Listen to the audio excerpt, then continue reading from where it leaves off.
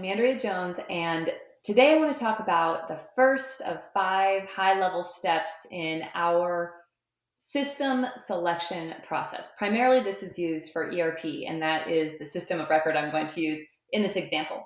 But in general, you can use it for really any system selection. So the first major step is to define your future state requirements. That is all the things you know you're going to need the system to do as you continue to grow and expand for however long into the future you can forecast. Often ERP systems are only changed once every 15 plus years. And a lot of times companies really want it to be plus. So you want to make sure it can handle the volume of transactions, the size of your organization, the number of locations, perhaps any different countries you're planning to expand into, those types of things, integrations with different systems like a front end e-commerce. So specifically in ERP, there's 3 major process flows we like to map to get us to those future state requirements. And we typically start with what you're doing today. It's a great way to get the team kind of thinking on these terms and seeing what is different about what they do than what other people might do. Sometimes you've been working in a system so long that it's hard to imagine anything else, and you think everybody must do it this way, right? So the 3 are order to cash, procure to pay, and record to report.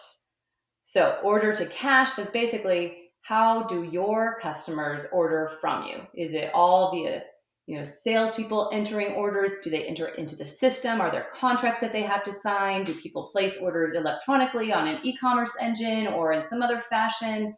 Is it, again, a contract depletion? Is it automatic sending things out to meet fulfillment POs or whatever it is? However they order from you, start there and let's figure out all those ways because their information has to get into the system. And truly, if they're new customers, that information has to get there. Do you have a CRM? All that type of thing. And then as you go through fulfilling those orders, how do you schedule if you're doing some sort of production or distribution? How do you fulfill that? How do you ship it? Or if it's a service, how do you staff and deliver and how do you track that labor? How does that put into the invoice? How do you invoice and how do you collect the cash or the money on the other end? Are there multiple channels in which you allow people to pay, whether it's credit card or cash only or check or a multiple of ways? So basically order all the way to getting that money into your bank account. Okay, and then procure to pay is just kind of what it sounds like. This is often a big deal with companies that hold inventory. So they're buying certain things, they're holding on to them, so they have to sort them and put them into warehouse locations, and then they're pulling them, pick, packing, and shipping them, and sending them off to customers. That goes along into the order to pay or order to cash, but how do they receive those things and how do they pay their suppliers?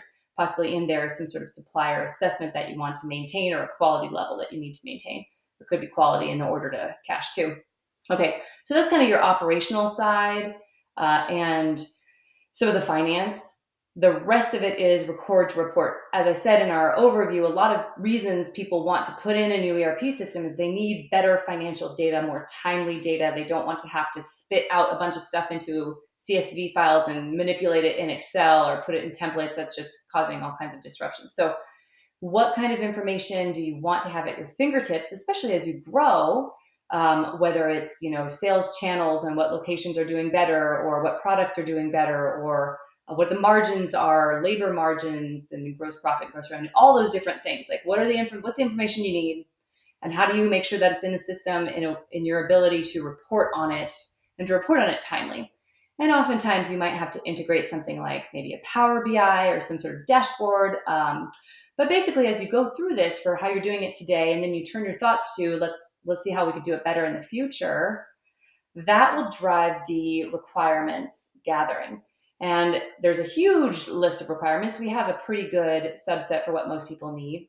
There's going to be some specific things that your company will need that maybe others don't.